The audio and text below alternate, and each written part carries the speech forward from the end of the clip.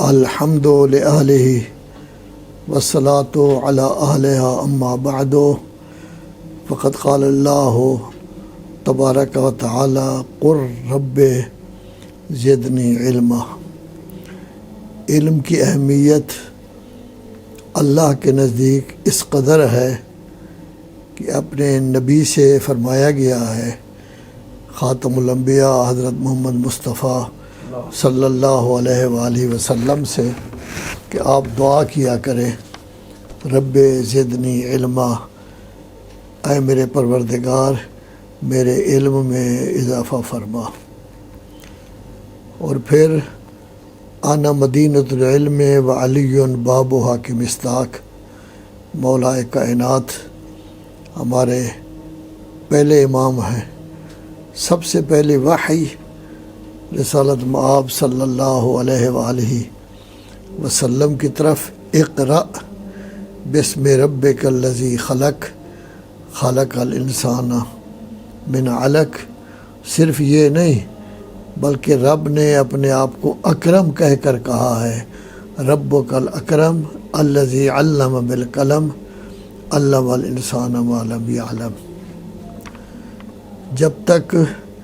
استعمار کی حکومتیں نجف و کربلا پر رہیں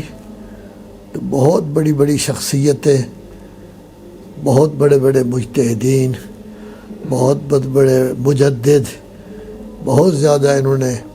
خدمت کی ہے، حتیٰ کہ 4 سال بعد نجف اشرف کے حوضے کو 1000 سال ہو گیا تھا، اور کربلا میں بھی تعلیم کا سلسلہ اسی طرح جاری رہا۔ الحمدللہ اس وقت اسلامی حکومت قائم ہے۔ جب سے اسلامی حکومت کا قیام عمل میں آیا ہے، نجف بھی کافی اضافہ ہو رہا ہے، اس میں کربلا میں، حرم میں، آبادیوں میں بہت زیادہ اضافہ ہو رہا ہے، اور بڑی خوشی کی بات ہے کہ نجف کا حوضہ بھی اب بزرگ علماء کی رہبری میں قائم و دائم ہے، اور اس میں طلباء کا اضافہ ہو رہا ہے۔ کربلا مقدسہ بڑی اہم جگہ ہے، اور کربلا مقدسہ ہی ہے جس کی وجہ سے اسلام کو ہمیشہ کے لیے قائم رہنے کا سلسلہ اسلام کا شروع ہوا، وگرنہ جو ترمیمیں شروع ہو گئی تھی تو یہ ترمیمیں ایسی تھی کہ اسلام میں بھی تغیر و تبدل ہو جاتا، لیکن کربلا کے خونین واقعہ نے اس تغیر و تبدل کو بالکل روک دیا ہے، باندھ دیا ہے۔ اب اسلام اپنی جگہ پر موجود ہے، جو اس کے مطابق چلے گا وہ مسلمان ہوگا، لیکن کسی شخصیت کو، کسی بادشاہ کو، کسی کو اس میں ترمیم کرنے کی کوئی جرأت پھر نہیں ہوگی۔ الحمدللہ حضرت عباس علمدار علیہ السلام، جن کو قمر بنی ہاشم کے نام سے تعبیر کیا جاتا ہے، اور مولائے کائنات کے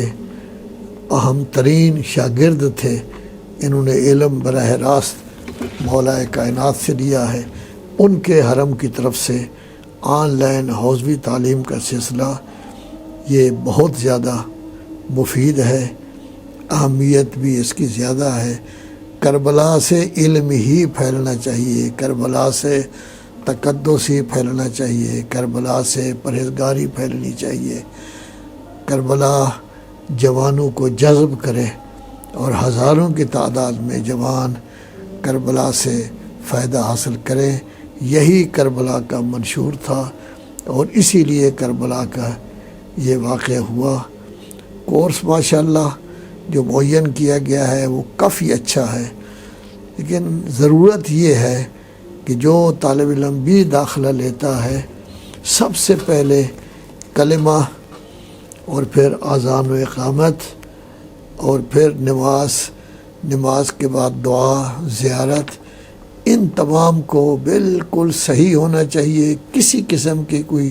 خامی نہ ہو، اور اس کا ترجمہ بھی طالب علم کو معلوم ہونا چاہیے، تاکہ اسے پتہ ہو میں جو کچھ پڑھ رہا ہوں کیا پڑھ رہا ہوں، اس کا مطلب کیا ہے۔ اسی طرح قرآن مجید کی تجوید اور قرأت کے ساتھ ساتھ ضرورت یہ ہے کہ ابتدا ہی سے ترجمہ قرآن باقاعدہ پڑھایا جائے،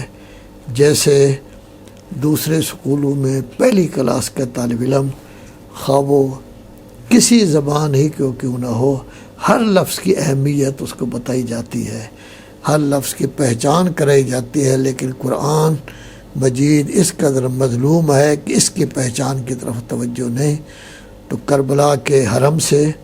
ہم یہ توقع کرتے ہیں کہ تمام بچوں کو قرآن مجید ترجمہ کے ساتھ پڑھایا جائے۔ فقہ دروس تمہیدیہ جو بھی آپ پڑھائیں گے، لیکن علامہ حلی کی کتاب تبصرہ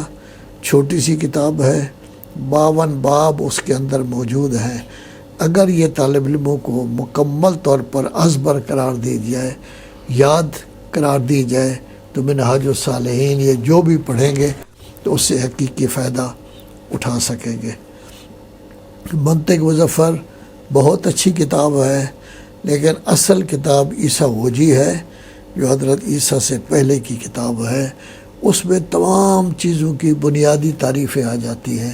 یہ طالب علم کو اس طرح یاد کرائی جائے کہ وہ کبھی اس کو نہ بھولے، تاکہ بعد والی کتابوں میں جب اس کی تفصیل آئے گی تو اس کے لیے پڑھنا جو ہے وہ بہت اچھا رہے گا۔ نحو میں بھی ایک کتاب ان کو مختصر پوری طرح یاد کرائی جائے تاکہ نحو کے قواعد اس کے ذہن میں آ جائیں۔ اسی طرح صرف میں بھی، صرف بھی بہت زیادہ ضروری ہے، ابواب الصرف بھی پڑھائی جائے تاکہ طالب علم گردان کر سکیں، ان کو پتہ چلے۔ باقی جتنا صرف کی آپ کتابیں پڑھائیں گے اس کو قرآن مجید میں صرف کے سلسلے میں گردانوں کا سلسلے کا جو ہے پتہ چل جائے گا۔ سب سے زیادہ ضرورت عقائد کی ہے، اور ہمارے مومنین حضرات کے اکثر کے عقائد ٹھیک نہیں ہوتے، اور قرآن مجید نے بھی یہی کہا ہے کہ اکثر کے عقائد جو ہے وہ ٹھیک نہیں ہے۔ اکثر کے بارے میں کہا گیا ہے کہ وہ مشرک ہیں۔ ایسی صورت میں عقائد کی طرف بڑی توجہ دی جائے۔ لغت عربیہ بہت زیادہ ضروری ہے، بلکہ جب نجف سے کوئی آدمی یا کربلا سے پڑھ کر آتا ہے تو توقع ہے کہ وہ عربی بول چال میں بھی بہت اچھا ثابت ہوگا، چونکہ یہاں ہمارا مقابلے میں جو ہے، ہمارے مقابلے میں برادران اہل سنت ہیں، ان میں علمی کام بہت زیادہ ہو رہا ہے۔ ان کے کئی مدارس ایسے ہیں کہ جہاں کے طلباء ہمیشہ گفتگو عربی میں کرتے ہیں، ان کے علماء بھی عربی میں گفتگو کرتے ہیں۔ وہاں سے جو شخص پڑھ کر آئے تو صرف لغت عربیہ کی 1-2 کتابیں نہیں، بلکہ اس کو اتنا کچھ پڑھنا چاہیے کہ بہترین انداز میں وہ بات چیت کر سکے۔ سیدھی سادی بات ہے کہ قرآن مجید 1400 سال پہلے نازل ہوا ہے۔ جب تک وہ ادب عربی پرانا نہیں پڑھیں گے، اس زمانے کا نہیں پڑھیں گے، حتیٰ کہ سب و مولکہ اور اس طرح کی چیزیں نہیں پڑھیں گے، ان کے لیے قرآن مجید کا سمجھنا جو ہے وہ بہت مشکل ہوگا۔ بلاغت کی کوئی کتاب بھی آپ پڑھائیں، لیکن بالکل چھوٹی سی کتاب تلخیص المفتاح وہ ضرور پڑھائیں تاکہ بلاغت کے تمام قواعد جو ہیں وہ اس کو معلوم ہو جائیں۔ ضرورت یہ ہے کہ جن طلبہ کو پڑھایا جائے ان کے استاد جدی ہوں، ان کے استاد محنتی ہوں، ان کے استاد تجربہ کار ہوں، طلبہ کو اپنی اولاد سمجھیں، جیسے پرانے زمانے میں ہمارے علماء طلبہ کو اولاد سمجھ کر ان کی صحیح تربیت کیا کرتے تھے، تربیت اخلاقی بھی کرتے تھے، علمی تربیت بھی کرتے تھے۔ اسی طرح اس طرح کے استاد ہوں تاکہ ان کی صحیح تربیت کریں۔ 4 سال کے کورس کے بعد ضروری نہیں ہے کہ آپ اس کو ختم کر دیں، اگر اس کو 8 سال تک لے جائیں تاکہ یہ فوق لسانس ایم اے تک پڑھ لیں تو ظاہر ہے کہ یہ زیادہ مفید ثابت ہو سکیں گے بنسبت 4 سال کے۔ بہرحال کام بہت اچھا ہے، ابتدا بڑی اچھی ہے۔ جن لوگوں نے اس کو تاسیس کیا ہے ہم ان کو سلام کرتے ہیں، ہم ان کے لیے ہمیشہ دعاگو ہیں۔ ضرورت یہ ہے کہ ایسے بہترین انداز میں اس کو پڑھایا جائے، طالب علموں کی تربیت کی جائے کہ جیسے کربلا ایک مثالی شہر ہے، اس سے فارغ و تحصیل ہو کر جو طلباء آئیں وہ بھی مثالی بنے تاکہ لوگوں کو پتہ چلے یہ حرم حضرت عباس کی طرف سے قائم شدہ ادارہ سے پڑھ کر آیا ہے۔ ہماری دعا ہے کہ خداوند عالم ان کے منتظمین، ان کے مؤسسین، ان میں کام کرنے والے ان کی بھی توفیقات میں اللہ تبارک و تعالیٰ اضافہ فرمائے، اور جو بچے طلباء اس میں پڑھیں گے، آن لائن پڑھیں گے یا ویسے وہاں جا کے پڑھیں گے، ان کو عالم بعلم بننے کی توفیق عطا فرمائے۔ وصلی